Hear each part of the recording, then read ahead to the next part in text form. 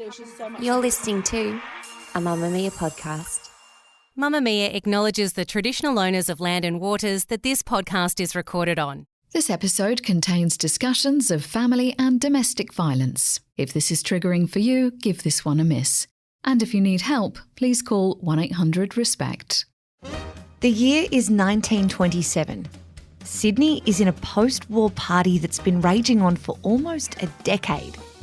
The suburb of Darlinghurst is the beating heart of it all, and the surrounding areas of King's Cross, Potts Point, Woolloomoloo and Surry Hills are slums of debauchery, crime and vices.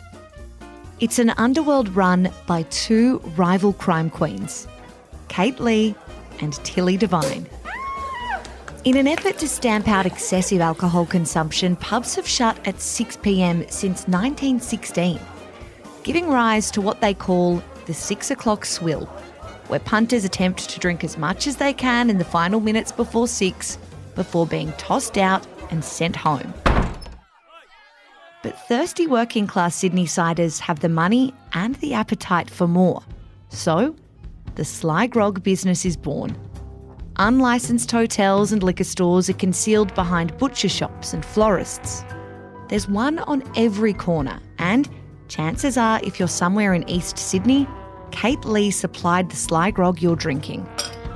As you sip that overpriced, watered-down whiskey, you're probably no more than a stone's throw from one of Tilly Divine's parlours. The London-born madam has a gift for acquiring brothels. She's just 26 and controls some 20 brothels in Darlinghurst alone. Leigh and Tilly Divine have a stranglehold on their respective businesses. But in a city of sin, with egos like theirs, blood will spill over and over again for control of the streets of Darlinghurst, or Razorhurst, as it's about to become known.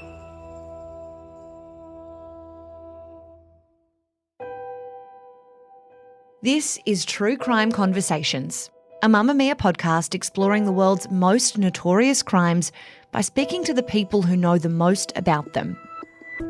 My name is Emma Gillespie, and this month we're examining the life and crimes of Leigh and Tilly Devine. Once known as the worst women in Sydney, a sly grog matriarch and a brothel queen's relentless entrepreneurial spirit saw them pulling the strings amidst the violent and bloody razor wars of the 20s and 30s. But in a world where women were still far from achieving basic equality with men, how did Kate and Tilly manage to have it all?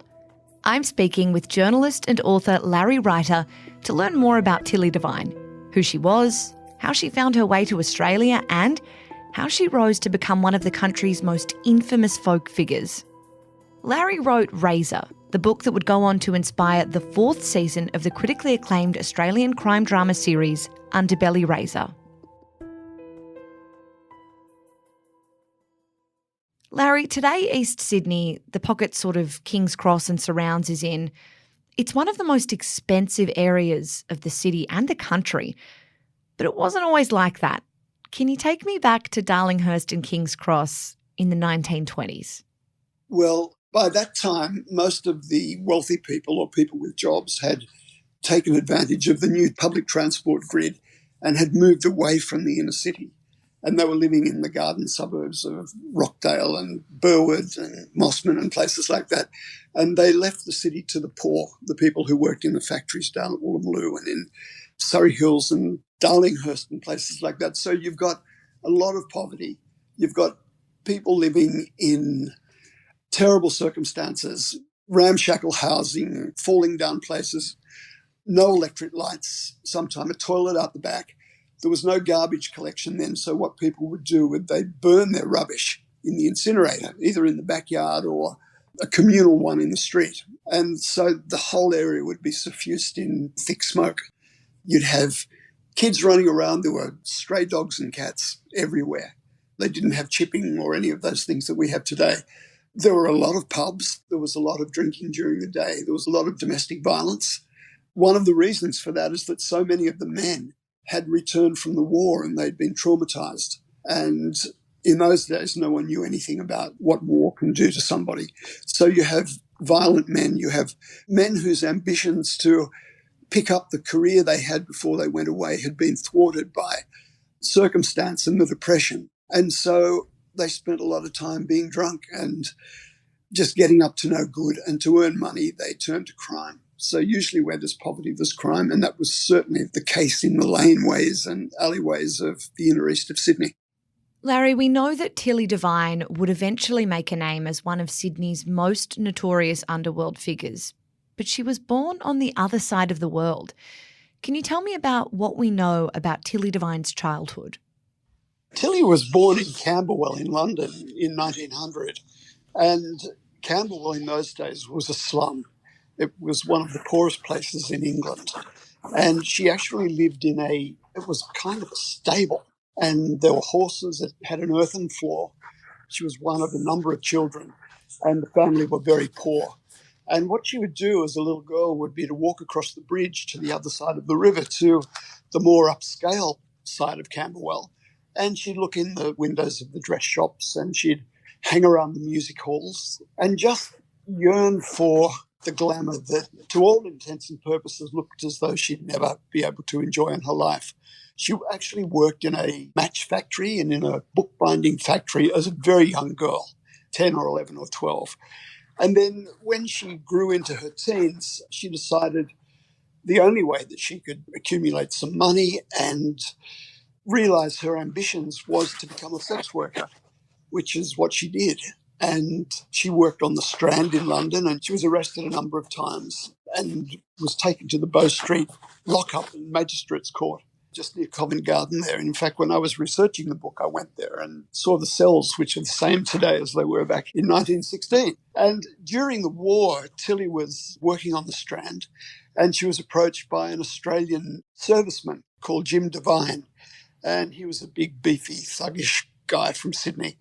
And he actually claimed to her that he was a wealthy man who owned a kangaroo farm back in Australia. And she believed him, being naive and ingenuous.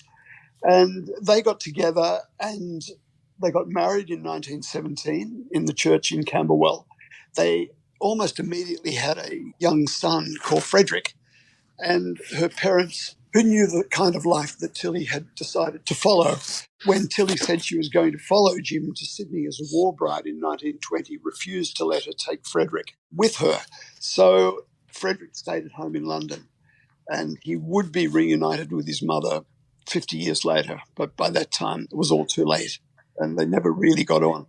But Tilly arrived in 1920 on the ship Waimana and docked in Sydney and started selling in William Street what she'd been selling in the Strand. When Tilly was separated from her young son, do we know much about the emotional impact that had on her? Or is there a sense that because she'd sort of grown up seeing this class divide on, one side of poverty in London when across the road there was, affluence and wealth and glamour, was Frederick an afterthought, or do we think that really hurt her? There's nothing on record, but later in her life, when her razor gang years were over, this is in the 50s and 60s, she gave a lot of money to homeless children's homes and children's hospitals. So I extrapolated through that perhaps there was this lingering regret that she never really became a mother. But I just think that her ambition perhaps overruled her motherly instincts, and she made her choice. She wasn't going to stay in London with Frederick and her family. She was going to come to Sydney with Big Jim, and she was going to make money. Tell me about Jim Devine and a little bit about his relationship with Tilly. Was it a happy marriage? No, I guess there must have been something at the beginning, but he was a big talker and he was a very physical man. He was tall, big mop of curly hair, talked a big game, but he was, back in Sydney, he was nothing more than a pimp. He was involved in minor crime and so forth, but he lived off Tilly when she was a prostitute through the 20s and then lived off her when she became a brothel keeper, and he sponged off her but basically the whole life. There were many instances of him beating her, and she often turned up bruised and so forth, and she ended up divorcing him it was round about 1946. Dr. Leigh Straw is an academic, historian and writer. Her book, The Worst Woman in Sydney, is a biography of Sydney underworld figure Kate Leigh, And it details the relationship between Kate and Tilly and the events that unfolded in East Sydney across the late 20s and early 30s. You'll hear more from Leigh as we learn about Kate Leigh's life in our next episode. But as for Tilly, Leigh Straw says it's a miracle she even survived her marriage to Jim. Well, Tilly Devine was Kate Leigh's arch rival, okay? And you get a fascinating story about these two women who are in a similar line of business, but who really don't like each other. And the fascinating thing about the two women is that you've got very different characters here. You've got Tilly Devine. She was a war bride, okay? The War Memorial has her as a war bride because she met Jim Devine in London when she was a 16-year-old. She was working the streets. He was in the AIF, but he didn't do much fighting at all. In fact, he was AWOL a fair amount of the time, pretty roguish in terms of being a military man. And so they marry when she's in her teenage years, and she comes over in 1919 as a war bride. She's an English woman in a very kind of like a real old Australian area, working class Australian area. And after the First World War, people are a little bit suspicious of those who are English because there's a backlash of what happened during the First World War and some of the troops having felt like they were just used as cannon fodder. And her marriage to Jim Devine was a very violent one as well.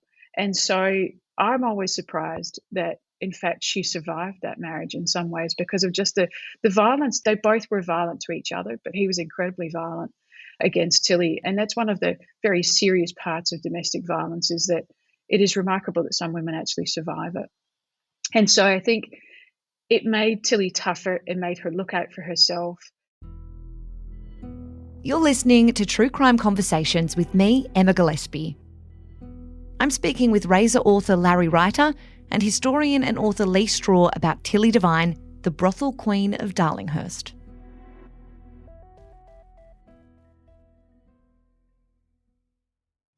Tilly and Jim arrived in Sydney in 1920.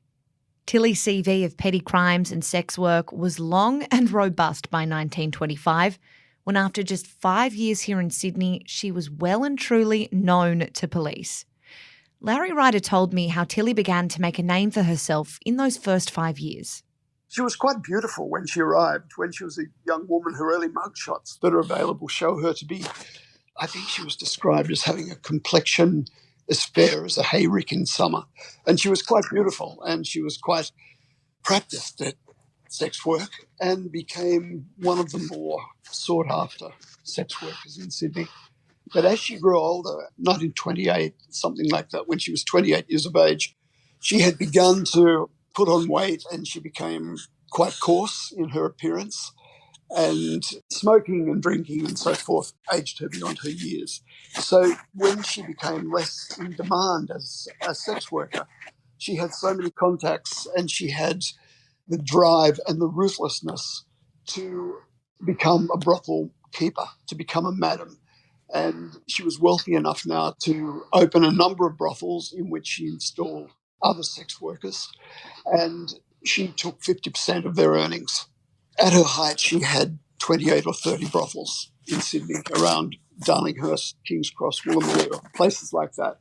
But it has to be said, too, that a lot of the women who worked for Tilly, this is the Depression, and a lot of the women who worked for her were desperate, and their husbands had gone off to the bush trying to get work, picking fruit and so forth, and to put food on their families' tables. A lot of women came in and they would commute in from the outer suburbs, work for Tilly in the day and then go back to their families at night.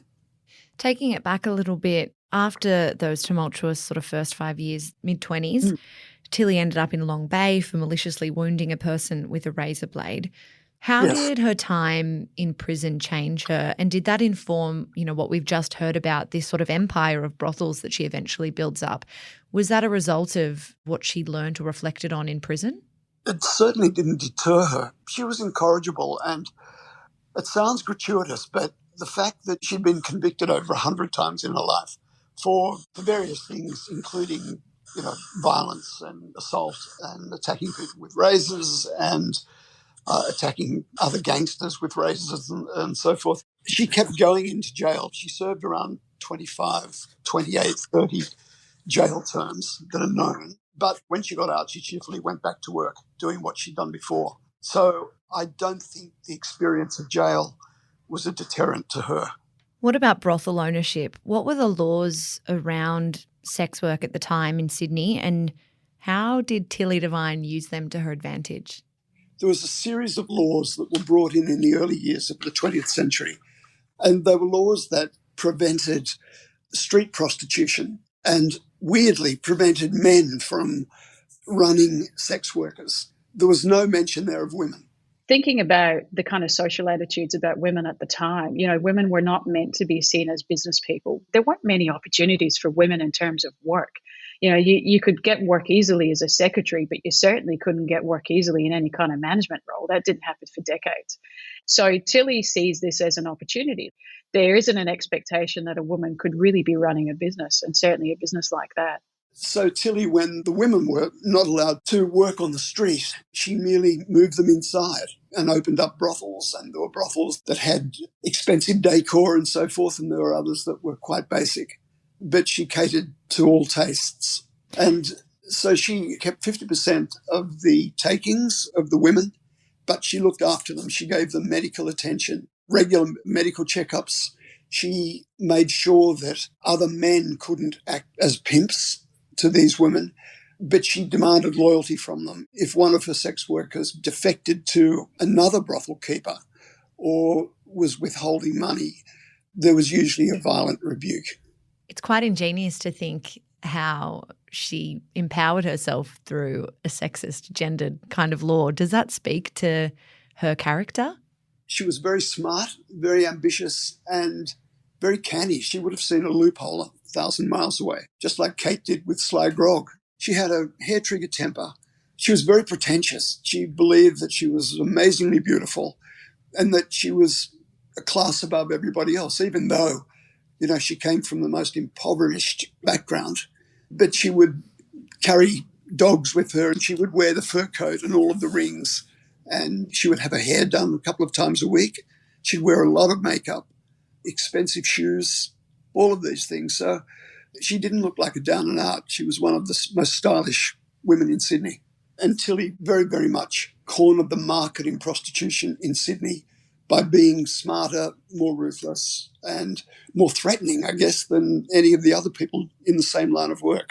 As clever and canny as Tilly Devine was, Kate Leigh, a rival crime queen 19 years her senior, had the chops and experience to match her. The feud between Kate Leigh and Tilly Devine is folklore. But where did it all begin? Why did they hate each other so much? Because they were the two dominant gangsters first, and they were women second. In a town where there were no shortage of crooks and serious gangsters, they were the numbers 1 and 2. And they were both kind of equal in that. And they loved the notoriety and the fame, and they loved people tipping their hats to them when they walked down the street. It was important to them to dominate each other.